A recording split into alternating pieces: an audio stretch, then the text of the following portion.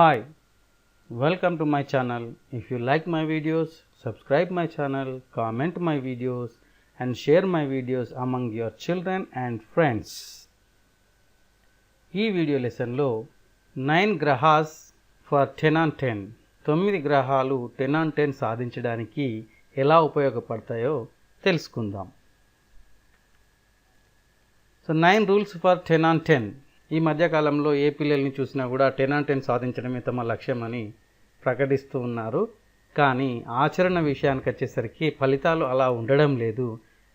దానికి కారణాలను విశ్లేషించి ఈ 9 రూల్స్ని తెలియజేయడం జరుగుతుంది. మొదటి rule, relevance to the questions. So మన ఆన్సర్స్ అనేటువంటివి రిలవెన్స్ టు ద క్వశ్చన్స్గా ఉండాలి. ప్రశ్న ఒకటి అడిగితే సమాధానం ఒకటి రాయకుండా ప్రశ్న మన నుంచి ఏం డిమాండ్ చేస్తుంది, మన నుంచి ఏం ఎక్స్పెక్ట్ చేస్తుంది అనే విషయాన్ని అర్థం చేసుకొని రాయాలి. దానికోసం క్వశ్చన్ని 2 or 3 times చదవాలి. ఆ క్వశ్చన్ మన నుండి ఎలాంటి ఆన్సర్ని ఎక్స్పెక్ట్ చేస్తుందో అర్థం చేసుకోవాలి. అలాంటి ఆన్సర్ను మాత్రమే ఇవ్వడానికి ట్రై చేయాలి, కానీ డీవియేట్ కాకూడదు. ఆ క్వశ్చన్ యొక్క ఎక్స్పెక్టేషన్స్ నుంచి వెళ్ళి క్వశ్చన్స్ యొక్క డిమాండ్ నుండి మనం డీవియేట్ కాకూడదు. ఉదాహరణకి ఎస్ఏ టైప్ ఆఫ్ క్వశ్చన్స్ చూసినప్పుడు ఏదైనా ఒక ఎస్ఏ రాయమన్నప్పుడు అక్కడి నుంచి మొదలుపెట్టి ఎటో వెళ్ళి ఏదో రాసి మళ్ళీ చివరికి అక్కడికే వచ్చి అక్కడే ముగిస్తారు. ఉదాహరణకి మీరు ఆవు వ్యాసం గురించి తెలుసుకునే ఉంటారు. అలా కాకుండా క్వశ్చన్ ఏం డిమాండ్ చేస్తుందో దానికి సంబంధించిన సమాధానం మాత్రమే రాయాలి. అలా రాసినప్పుడు మనం ఎక్కువ స్కోర్ చేయడానికి ఛాన్స్ ఉంటుంది. ఇంకా రెండవ రూల్ చూస్తే ఎర్రర్ ఫ్రీ సెంటెన్సెస్ రాయడం. తప్పులు లేకుండా సెంటెన్సెస్ని చక్కగా ఎర్రర్ ఫ్రీగా రాసినప్పుడు ఎక్కువ స్కోర్ చేయడానికి ఛాన్స్ ఉంటుంది.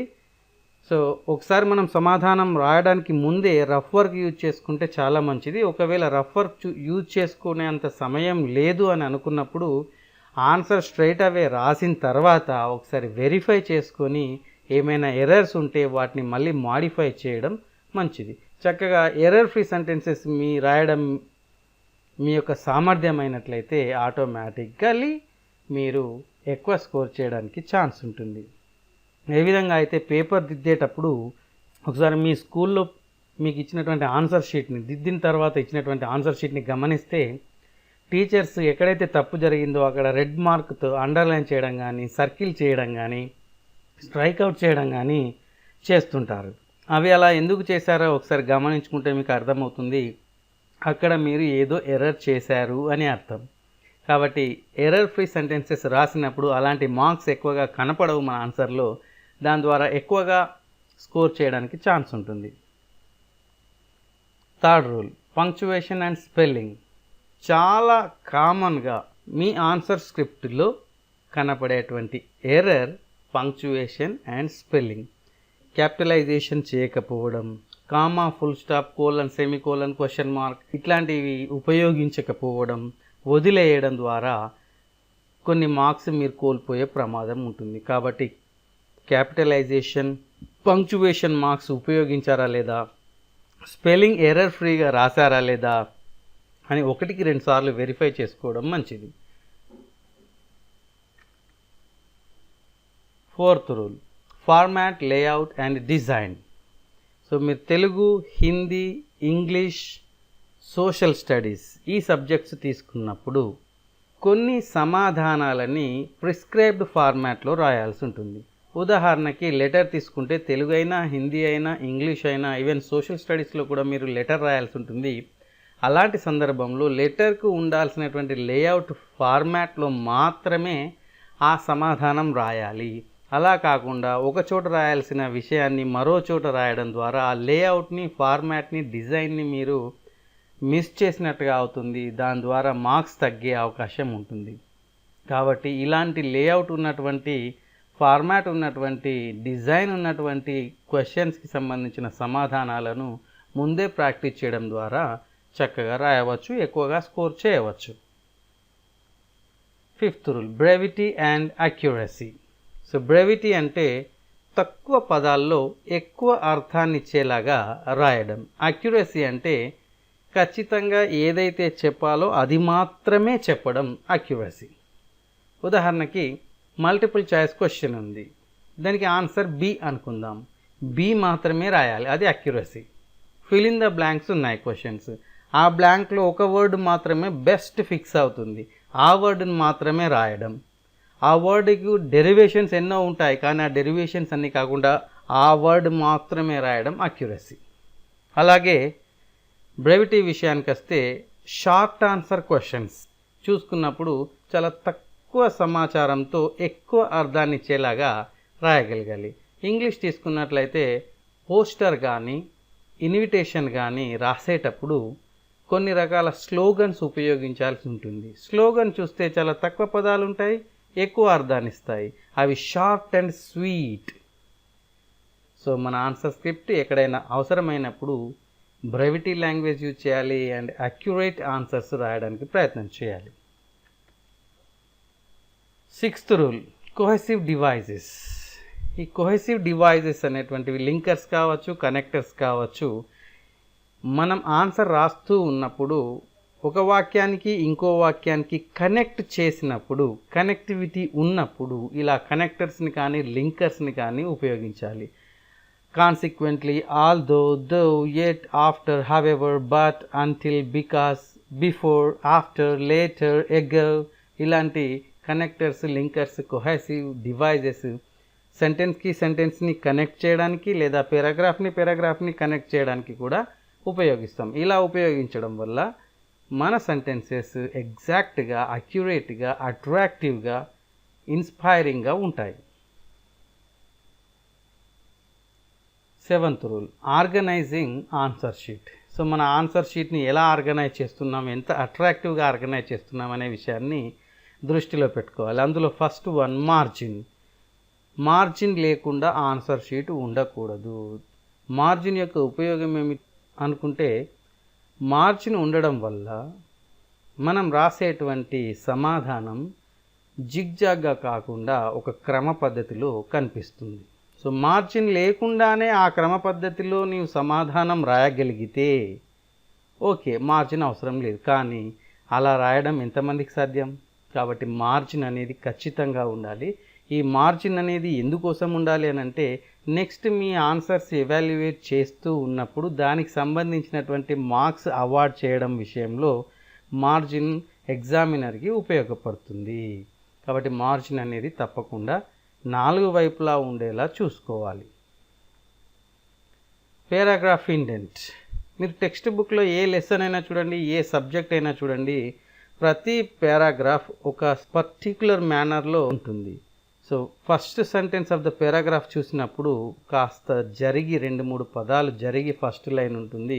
సో మనం రాసే ఆన్సర్స్ని కూడా ముఖ్యంగా ఎస్ఏ టైప్ ఆఫ్ ఆన్సర్స్ రాస్తున్నప్పుడు ఆన్సర్ మొత్తం సింగిల్ పారాగ్రాఫ్లో కాకుండా 3 లేదా 4 పారాగ్రాఫులుగా విభజించుకొని ఒక్కొక్క ఐడియాకి ఒక్కొక్క పారాగ్రాఫ్లో ఇంట్రడ్యూస్ చేస్తూ రాసుకుంటూ వెళ్ళాలి. స్పష్టంగా line to line space, paragraph to paragraph space, first line indent జరిపి రాయడం, ఇలా కనిపించినప్పుడు ఆన్సర్ షీటు అందంగా కనిపిస్తుంది. మనకు ఎక్కువగా మార్క్స్ స్కోర్ చేయడానికి ఛాన్స్ ఉంటుంది. అలాగే సైజ్ ఆఫ్ ద లెటర్స్, చాలా పెద్దగా కాకుండా అట్లా కానీ చిన్నగా కాకుండా మోడరేట్గా ఉండేలాగా సైజ్ ఆఫ్ ద లెటర్స్ని తీసుకొని రాయాలి. కొన్ని సందర్భాల్లో నంబర్ ఆఫ్ సెంటెన్సెస్ గురించి కూడా ఆదుర్దా పడుతూ ఉంటారు పిల్లలు. 16 రాయాలా, 17 రాయాలా అని. 16 రాస్తామా, 17 రాస్తామా, అది అసంబద్ధమైనటువంటి విషయం. కానీ మోడరేట్గా ఉండాలి. కొన్ని సందర్భాలలో ఒక లెటర్ రాయాల్సి వస్తుంది. లెటర్ రాస్తున్న టైంలో ఒకే పేజ్లో ఆ లెటర్ పూర్తిగా రాయలేకపోవచ్చు. అప్పుడు నెక్స్ట్ పేజ్లో దాన్ని కంటిన్యూ చేయవచ్చు. అంతేగాని ఇది ఇక్కడే పూర్తి చేయాలని అదే పేజ్లో పూర్తి చేయడానికి కోసం దానికి ఉండాల్సిన స్పేస్లో కాకుండా మరో చోట దాని లేఅవుట్ని మిస్ చేసి రాయడం జరుగుతుంది. అలా కాకుండా నెక్స్ట్ పేజ్లో దాన్ని కంటిన్యూ చేయాల్సి ఉంటుంది. సో 16 to 18 సెంటెన్సెస్ ఒక పేజ్లో రాయడం సమంజసంగా చెప్తూ ఉంటారు. ఒక లైన్ ఎక్కువ తక్కువ అయినా కూడా ఇబ్బంది లేదు. ఆ సైజ్ ఆఫ్ ద లెటర్స్ అనేది మోడరేట్గా ఉండాలి. లైన్ టు లైన్ మధ్యలో స్పేస్ వదిలేయాలి. పారాగ్రాఫ్ టు పారాగ్రాఫ్ మధ్యలో కూడా స్పేస్ వదిలేస్తూ రాస్తే అందంగా కనిపిస్తుంది. ఎక్కువ స్కోర్ చేయడానికి మనకు ఛాన్స్ ఉంటుంది. 8th రూల్ చూసినప్పుడు పర్సువేసివ్ లాంగ్వేజ్, అట్రాక్టివ్ లాంగ్వేజ్. మనం రాస్తున్నటువంటి ఆన్సర్ చదివినప్పుడు ఎవాల్యుయేట్ చేసేటువంటి వ్యక్తికి, ఆ టీచర్కి అట్రాక్టివ్గా అనిపించాలి.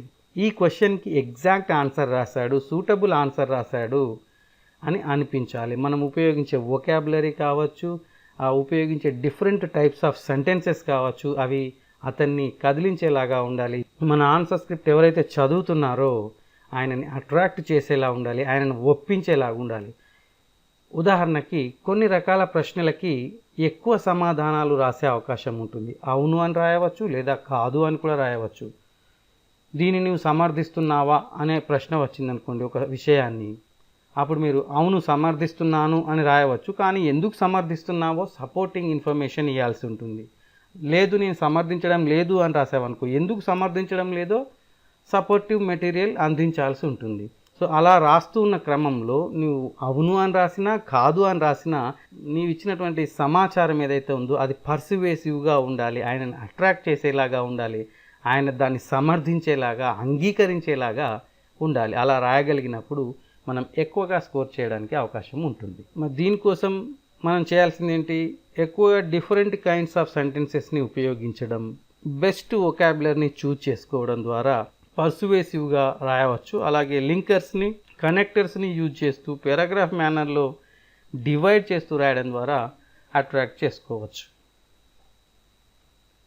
9th rule, the most important rule is good hand writing. ఎంత పర్సువేసివ్గా రాసినా, ఎంత పర్ఫెక్ట్గా రాసినా, ఎంత ఎగ్జాక్ట్గా రాసినా, నీవు రాసినటువంటి ఆ ఆన్సర్ స్క్రిప్ట్లోని వర్డ్స్ని వెతుక్కోవాల్సిన పరిస్థితి వస్తే, అందులో స్పెల్లింగ్ని వెతుక్కోవాల్సిన పరిస్థితి వస్తే, అది జిగ్జాగ్గా ఉన్నట్లయితే, అది అర్థం కాకుండా రాసినట్లయితే మార్క్స్ కోల్పోయే ప్రమాదం ఉంది. కాబట్టి మనం రాసేటువంటి స్క్రిప్ట్ ఏదైతే ఉందో స్పష్టంగా ప్రతి లెటర్ ఆఫ్ ఆల్ఫాబెట్ కనిపించేలాగా, స్పెల్లింగ్ అర్థమయ్యేలాగా రాయడం ఉత్తమమైన విషయం. దానికోసం కొంత ప్రాక్టీస్ ఆఫ్ హ్యాండ్ రైటింగ్ అనేది చాలా అవసరం. హ్యాండ్ రైటింగ్ అందంగా ఉన్నప్పుడు మిగతా విషయాలు స్క్రిప్ట్ పైన ప్రభావం చూపిస్తాయి. అప్పుడు నీ ఆన్సర్ షీట్ ఇలా ఓపెన్ చేయగానే చాలా అందంగా కనిపిస్తుంది. అందంగా కనిపించగానే మన పైన ఒక గుడ్ ఇంప్రెషన్ అనేది రీడర్కి కలుగుతుంది. వన్స్ గుడ్ ఇంప్రెషన్ కలిగిన తర్వాత దాని ప్రభావం మార్కుల పైన పడే అవకాశం ఖచ్చితంగా ఉండవచ్చు. సో గుడ్ హ్యాండ్ రైటింగ్ అనేది మన మార్క్స్ని డిసైడ్ చేసే ఇంపార్టెంట్ ఫ్యాక్టర్గా గుర్తించండి. మంచి హ్యాండ్ రైటింగ్ ప్రాక్టీస్ చేయండి. ఇక కామన్ మిస్టేక్స్ పిల్లలు ఏం చేస్తారో చూసినట్లయితే, మిస్సింగ్ క్వశ్చన్ నెంబర్స్.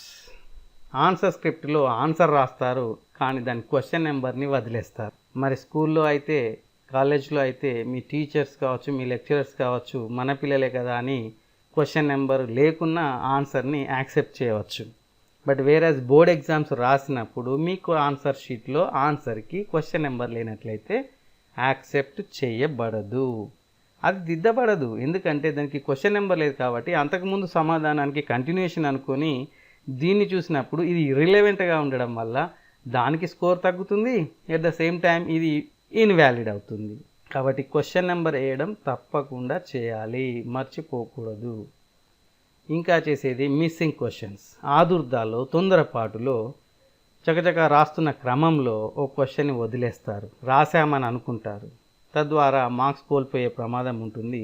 కాబట్టి ఒకసారి పూర్తిగా రాసిన అనంతరం అన్ని ప్రశ్నలకు సమాధానాలు రాశామా లేదా, అన్ని క్వశ్చన్స్కి నెంబర్స్ వేసామా లేదా వెరిఫై చేసుకోవడం ఉత్తమం. అలాగే కొద్దిమంది పిల్లలు రాసిన దాన్ని తప్పైనప్పుడు కొట్టివేసి లేదా దానిపైనే రాయడం చేస్తూ ఉంటారు, దాన్నే దిద్దడం చేస్తూ ఉంటారు. అలా కాకుండా దాన్ని సింపుల్గా అడ్డంగా ఒక లైన్తో కొట్టివేసి పక్కనే మళ్ళీ రాయడం మొదలుపెట్టినప్పుడు అందంగా కనిపిస్తుంది. దాని ద్వారా మనకు వచ్చేటువంటి నష్టం ఏమీ లేదు, మంచి ఇంప్రెషన్ పడుతుంది మన మీద, మంచి స్కోర్ చేసే ఛాన్స్ ఉంటుంది. కాబట్టి అలా కొట్టివేయడం ద్వారా, మళ్ళీ మళ్ళీ దానిపైన రుద్దడం ద్వారా, మళ్ళీ మళ్ళీ అక్కడే రాయడం ద్వారా అబ్రప్ట్గా కనిపిస్తుంది. స్ట్రైకింగ్ అవుట్ క్రిస్ క్రాస్, వంకర టింకరగా, ఇటు అటుగా, జిగ్జాగ్గా కొట్టివేస్తూ ఉంటారు. అలా అవసరం లేదు. అది తప్పు జరిగినప్పుడు మీరు సింపుల్గా అడ్డంగా ఒక లైన్ గీస్తే సరిపోతుంది. అంతేగాని ఆ పదం మొత్తం కనిపించకుండా గీకి వేయడము, దాన్ని అడ్డంగా గీకి వేయడము, నిలువుగా కొట్టివేయడము, క్రిస్ క్రాస్గా కొట్టివేయడం చేయకూడదు. తద్వారా ఆ ఆన్సర్ షీట్ ఓపెన్ చేసినప్పుడు కేవలం ఆ కొట్టివేత మాత్రమే అట్రాక్ట్ చేస్తుంది. కాబట్టి అలా కాకుండా సింపుల్గా అడ్డంగా ఒక లైన్ గీయడం ఉత్తమం. ఇంకా తరచుగా పిల్లలు అడిగేటువంటి క్వశ్చన్స్ చూస్తే కలర్ పెన్సిల్స్ లేదా కలర్ పెన్స్ వాడవచ్చా? ఇలా కలర్ పెన్సిల్స్, కలర్ పెన్స్ వాడడం ద్వారా అట్రాక్టివ్గా ఆన్సర్ రాయవచ్చు కదా అని ప్రశ్నిస్తూ ఉంటారు. దీనికి సమాధానం ఇది ఉపయోగించకపోవడమే ఉత్తమమైన మార్గం. కానీ ఎక్కడైనా వాడాల్సిన పరిస్థితి వస్తే జస్ట్ మన బ్లాక్ పెన్సిల్ యూజ్ చేసుకుంటే సరిపోతుంది. అయినా సరే నేను పెన్సిలే యూజ్ చేయాలంటే ముందు ఎందుకు యూజ్ చేయకూడదో అర్థం చేసుకునే ప్రయత్నం చేద్దాం. జెల్ పెన్స్ కానీ కలర్ పెన్స్ కానీ ఉపయోగించినప్పుడు దాని యొక్క ఇంప్రెషన్ నెక్స్ట్ పేజ్ పైన కానీ దాని ముందు పేజ్ పైన కానీ పడే అవకాశం ఉంటుంది. అది స్ప్రెడ్ అవుతుంది పేజ్ అంతా కూడా. సో అలా కలర్స్ అన్నీ స్ప్రెడ్ అవ్వడం వల్ల మీరు రాసిన ఆన్సర్స్ అన్నీ అబ్రప్ట్గా కనపడతాయి. సో అలా పడడం ద్వారా మనం మార్క్స్ కోల్పోయే ప్రమాదం ఉంటుంది. కాబట్టి అలా ఇంప్రెషన్ ఇచ్చేటువంటి స్ప్రెడ్ అయ్యేటువంటి పెన్స్ కానీ పెన్సిల్స్ కానీ వాడకపోవడం చాలా మంచిది. అయినా సరే నేను వాడాలి అని అనుకుంటే కలర్ పెన్సిల్స్ తీసుకోండి, పెన్స్ మాత్రం అవసరం లేదు. అవి కూడా అండర్లైన్ చేయడానికో లేదా బార్డర్ మార్జిన్ వేయడానికి మాత్రమే ఉపయోగించండి. ఇంకో ప్రశ్న అడుగుతుంటారు, కర్సివ్ హ్యాండ్ రైటింగ్ రాయాలా లేదా ఇటాలిక్ హ్యాండ్ రైటింగ్లో రాయాలా? కర్సివ్ అంటే చాలామంది పిల్లల దృష్టిలో దాని అర్థం ఏంటంటే డాక్టర్ యొక్క ప్రిస్క్రిప్షన్ లాగా. సో డాక్టర్స్ రాస్తున్నప్పుడు వారి యొక్క ప్రిస్క్రిప్షన్లో పూర్తిగా అర్థం కాదు. ఫస్ట్ లెటర్ ఒకటి అర్థమవుతుంది, మిగతా అదంతా జిగ్జాగ్గా అలా వెళ్ళిపోతుంది. అది కేవలం మెడికల్ షాప్ వాళ్ళకి మాత్రమే తెలుస్తుంది. కానీ మన ఆన్సర్ స్క్రిప్ట్ అలా కాదు కదా. మనం రాసేటువంటి ఆన్సర్ స్క్రిప్ట్ ఎగ్జామినర్కి క్లియర్గా అర్థం కావాలి. అలా కర్సివ్ రైటింగ్ రాయగలిగితే రాయండి. కర్సివ్ రైటింగ్ మీరు రాస్తున్నప్పుడు ప్రతి లెటర్ ఆఫ్ ఆల్ఫాబెట్ స్పష్టంగా గుర్తించగలగాలి. ఆ వర్డ్ యొక్క స్పెల్లింగ్ని ఆయన ఐడెంటిఫై చేయగలగాలి. అలా మీరు కర్సివ్ రైటింగ్ రాయగలిగితే నో ప్రాబ్లం, కర్సివ్ రైటింగ్ రాయండి. లేదు మేము డాక్టర్ ప్రిస్క్రిప్షన్ లాగా రాస్తామంటే మాత్రం చెల్లదు, కర్సివ్ రైటింగ్ వదిలేయండి, ఇటాలిక్స్ మాత్రమే రాయండి. ఇటాలిక్స్లో ఎవ్రీ లెటర్ ఆఫ్ ఆల్ఫాబెట్ స్పష్టంగా రాస్తారు, అక్షరానికి అక్షరానికి తేడా తెలుస్తుంది. కాబట్టి ఎక్కువ స్కోర్ చేసే ఛాన్స్ ఉంటుంది. కర్సివ్ రాయండి కానీ స్పష్టంగా ప్రతి లెటర్ ఆఫ్ ఆల్ఫాబెట్ అర్థమయ్యేలాగా కర్సివ్, పర్ఫెక్ట్ కర్సివ్ రాసినప్పుడు చెల్లుబాటు అవుతుంది. మరో ప్రశ్న, డ్రాయింగ్ పిక్చర్స్ గురించి. బొమ్మలు వేయాలా సార్, పెద్దగా వేయాలా, చిన్నగా వేయాలా, కలర్స్ వేయాలా? కలర్స్ గురించి ఇందాక మనం చర్చించుకున్నాం, అది అవసరం లేదు. ఇక ఇమేజెస్ గురించి చూస్తే క్వశ్చన్ కనుక డిమాండ్ చేస్తే బొమ్మలు వేయండి. ఉదాహరణకి ఫిజికల్ సైన్స్ కానీ బయాలజీలో కానీ సోషల్లో కానీ కొన్ని సందర్భాలలో బొమ్మలు గీయాల్సి ఉంటుంది. పెన్సిల్తో చక్కగా గీసేయండి, భాగాలు గుర్తించేయండి, బాధ లేదు. మిగతా సబ్జెక్ట్స్ విషయానికి వస్తే ఉదాహరణకి ఇంగ్లీష్ కానీ తెలుగు కానీ హిందీ కానీ లాంగ్వేజెస్ తీసుకుంటే అందులో ఒక పోస్టర్ ప్రిపేర్ చేసే అవకాశం ఉండవచ్చు. సోషల్ స్టడీస్లో కూడా పోస్టర్ ప్రిపేర్ చేయాల్సి ఉంటుంది. సో అలా పోస్టర్ ప్రిపేర్ చేసే సందర్భంలో ఒక చిన్నగా ఇమేజ్ గీసే అవకాశం ఉంటుంది అక్కడ. కాబట్టి అక్కడ ఒక డ్రాయింగ్, ఒక చిన్న చిత్రం గీయండి. అంతేకాని ఆ చిత్రమే పోస్టర్ను డామినేట్ చేయకూడదు. ఆ పోస్టర్లో చిత్రం ఒక భాగం కావాలి కానీ చిత్రంలోనే పోస్టర్ ఒక భాగం అయ్యేలా ఉండకూడదు. కాబట్టి చిన్నగా, సింపుల్గా, స్వీట్గా గీయండి. ఇక బార్డరింగ్ గురించి అడుగుతుంటారు. మార్జిన్ చుట్టూ కొన్నిసార్లు పోస్టర్ ప్రిపేర్ చేసినప్పుడు లేదా డైరీ రాసినప్పుడు, నోటీస్ రాసినప్పుడు, రకరకాల అటువంటి డిస్కోర్సెస్ రాస్తున్నప్పుడు చుట్టూ బార్డర్స్ వేస్తాం సార్, చాలా అందంగా కనిపిస్తుంది అని అంటుంటారు పిల్లలు. ఓకే, బార్డర్ వేయండి, కానీ ఎలా ఉండాలి? ఆ బార్డర్ డామినేటింగ్గా ఉండకూడదు. మీ ఆన్సర్ స్క్రిప్ట్ చూసినప్పుడు ఆ పోస్టర్ కనిపించాలి కానీ బార్డర్ కనిపించకూడదు. బార్డర్ మాత్రమే కనిపించి పోస్టర్ కనిపించట్లేదంటే మీ బార్డర్ డామినేట్ చేస్తుంది అని అర్థం. బార్డర్ ఎక్కువగా గీసారని అర్థం. ఆ బార్డర్ అనేది 4 మూలల్లో ఎక్కడో చిన్నగా వేస్తే అందంగా కనిపిస్తుంది, అంతేగాని బార్డర్ మీకు ఎలాంటి మార్క్స్ తీసుకురావు. ఎగ్జామినేషన్ హాల్లో ఏం చేయాలి? కూల్గా ఉండాలి, ప్లెజెంట్గా ఉండాలి, స్మైలీ ఫేస్తో ఉండాలి, కాన్ఫిడెంట్గా ఉండాలి. నిన్ను నువ్వు కూల్గా ఉంచుకోవడానికి ప్రయత్నించాలి. మిగతా విషయాల జోలికి వెళ్ళకూడదు. ఎగ్జామినేషన్ రూల్స్ పాటించాలి. అటెంటివ్గా అలర్ట్గా ఉండాలి. కేవలం నేను క్వశ్చన్ చదువుతాను ఆన్సర్ రాస్తాను అంటే సరిపోదు. కొన్ని సందర్భాలలో ఇన్విజిలేటర్స్ ఇన్స్ట్రక్షన్స్ ఇస్తూ ఉంటారు. అటెంటివ్గా ఉండడం ద్వారా, అలర్ట్గా ఉండడం ద్వారా వారి యొక్క ఇన్స్ట్రక్షన్స్ని అందుకోవచ్చు, దాన్ని ఫాలో కావచ్చు. కొన్ని సందర్భాలలో టైం పైన మీకు అవగాహన ఉండకపోవచ్చు, మీ దగ్గర వాచ్ ఉండకపోవచ్చు. అలాంటి సందర్భాల్లో మీకు బెల్ మోగిస్తారు ప్రతి అర్ధ గంటకి, హాఫ్ అన్ అవర్కి. కాబట్టి అటెంటివ్గా ఉన్నప్పుడు, అలర్ట్గా ఉన్నప్పుడు ఆ బెల్ మిమ్మల్ని అలర్ట్ చేస్తుంది. Reading time utilisation. ప్రశ్నపత్రం చదవడానికి కూడా కొంత సమయాన్ని కేటాయించడం జరుగుతుంది. కానీ ఆదుర్దాలో, తొందరలో పిల్లలు ప్రశ్నపత్రాన్ని చదవకుండానే సమాధానం రాయడానికి వెళ్తూ ఉంటారు.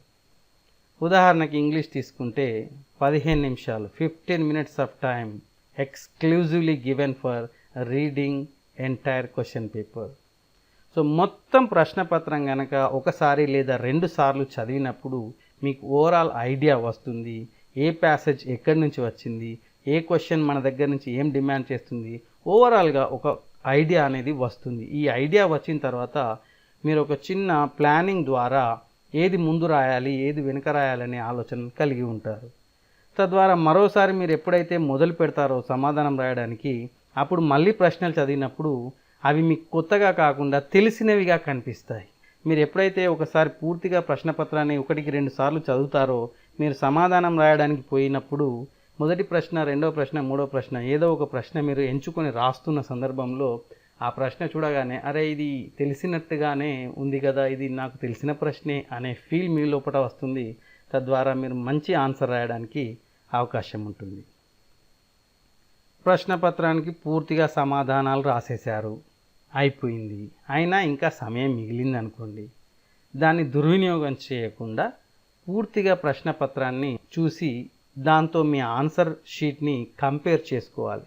అన్ని క్వశ్చన్స్కి ఆన్సర్ రాసామా లేదా, అన్ని క్వశ్చన్స్కి రాసినటువంటి ఆన్సర్స్కి క్వశ్చన్ నెంబర్ వేసామా లేదా, ఎక్స్ట్రా క్వశ్చన్స్ రాసామా. ఒకవేళ రాయకుంటే ఆ మిగతా సమయాన్ని వినియోగించుకొని ఎక్స్ట్రా క్వశ్చన్స్కి కూడా ఆన్సర్స్ రాస్తే మంచిది. మనం ఎక్కువగా స్కోర్ చేయాలని అనుకున్నప్పుడు ఎక్స్ట్రా క్వశ్చన్స్ రాయడం తప్పనిసరిగా భావించాలి. So thanks for watching my videos. If you like my video, subscribe my channel, comment my videos and share my videos among your friends and teachers.